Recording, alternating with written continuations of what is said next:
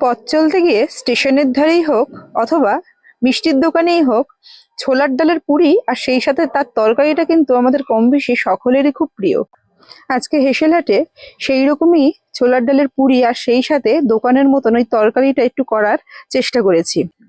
পুরি আর তরকারি দুটোর জন্যই আমি এখানে 300 গ্রাম ছোলার ডাল নিয়েছিলাম, নিয়ে একটু ভালো করে ধুয়ে নিয়েছি আর সেই সাথে নিয়েছি মাঝারি সাইজের দুটো আলু। এই ডাল আর আলু দুটোকেই প্রেসার কুকারে দিয়ে একটু সিদ্ধ করে নেব।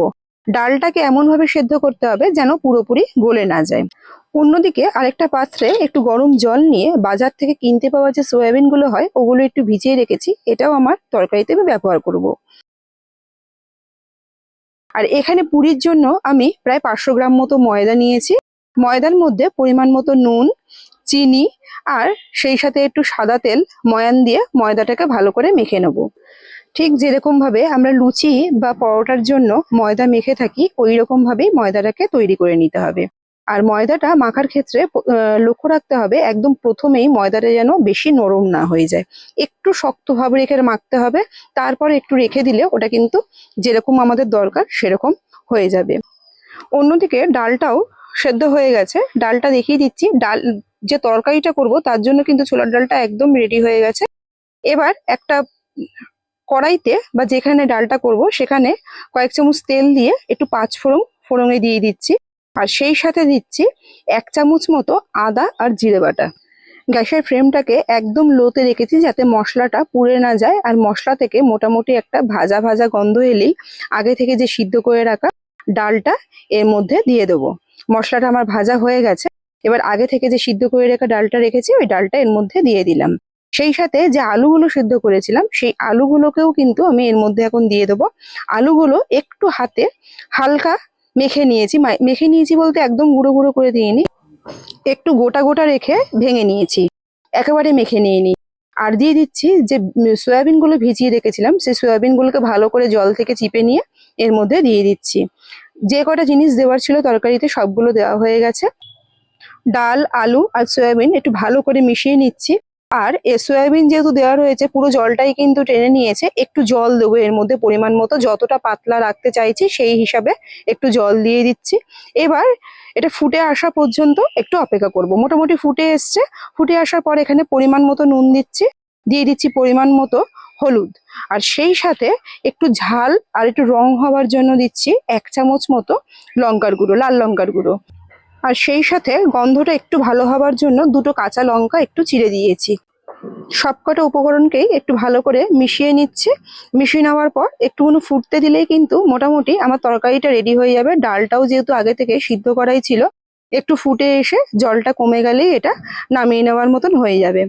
মোটামুটি জলটা আমার এখানে টেনে নিয়েছে। এইবার একটুখানি এর মধ্যে দিয়ে দেবো চিনি।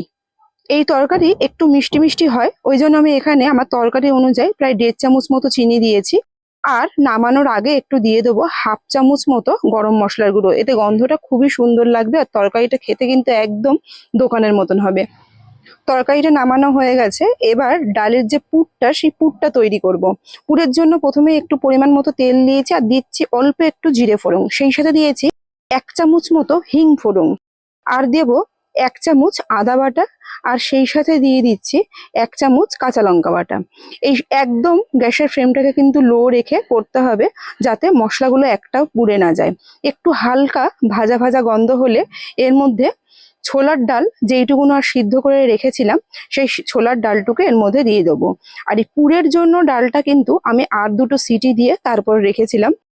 আর এখানে সেই সাথে দিচ্ছি একটু নুন, এর মধ্যে একটু পরিমাণ মতো হলুদ দিয়ে এবার এই ডালটা পুরো জলটা যতক্ষণ না শুকিয়ে আসছে সেই পর্যন্ত একটু ওয়েট করতে হবে। মোটামুটি প্যান থেকে ডালটা যেই ছেড়ে চলে আসবে তখন বুঝে নিতে হবে যে ডালের পুরটা কিন্তু একদম রেডি হয়ে গেছে। এখানে আমার ডালের পুরটা প্রায় দেখুন রেডি হয়ে গেছে, একদম প্যান থেকে ছেড়ে চলে আসছে।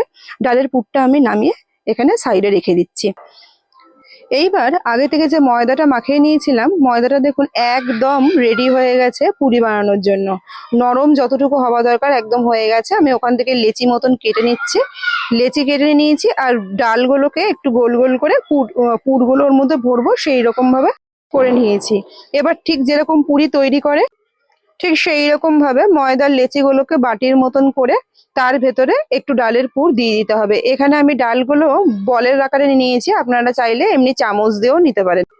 ঠিক সেই রকম ভাবে ময়দার লেচিগুলোকে বাটির মতন করে তার ভেতরে একটু ডালের পুর দিয়ে দিতে হবে। এখানে আমি ডালগুলো বলের আকারে নিয়েছি, আপনারা চাইলে এমনি চামচ দিয়েও নিতে পারেন। একদম প্রায় অর্ধেক কাজ হয়ে গেল। আর একটু হালকা হাতে বেলতে হবে যাতে ডালগুলো বেরিয়ে না যায়। এখানে আমার পুরিগুলো বেলাও হয়ে গেছে। এবার তেল গরম করে এর মধ্যে খালি ভেজে নিলে কিন্তু হয়ে যাবে। দুটো পিঠ ভালো করে তেলের মধ্যে দিয়ে এটাকে ভাজতে হবে।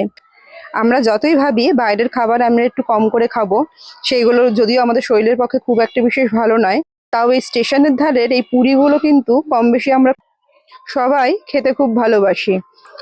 দেখুন পুরিগুলো কিন্তু খুব সুন্দর করে ফুলে উঠছে, যেহেতু বেলার সময়তে একটু বেরিয়ে যায়নি তাই তেলটাও কালো হচ্ছে কম, আর পুরিগুলোও কিন্তু তাতে খুব সুন্দর করে ফুলবে। আর যদি বেলার সময়তে বেশি চেপে বেলা হয় বা পুর যদি বেশি হয়ে যায় তাহলে কিন্তু এটা ফেটে গিয়ে বেরিয়ে গেলে ভালো করে ফুলতে চাইবে না। আমি আরেকটা একটুখানি ভেজে দেখাচ্ছি। প্রত্যেকটা পুরিই কিন্তু আমার ঠিক এরকম সুন্দর করে ফুলেছিল। ব্যাস, তাহলে তো রেডি হয়েই গেল ছোলার ডালের পুরি, আর সেই সাথে রাস্তার ধারের ওই রকম ঠিক তরকারি। খেতে কিন্তু দারুণ হয়েছিল। আশা করি ভিডিওটা আপনাদের ভালো লেগেছে। ভিডিওটা ভালো লাগলে একটা লাইক অবশ্যই করবেন, সেই সাথে চ্যানেলটা সাবস্ক্রাইব করবেন।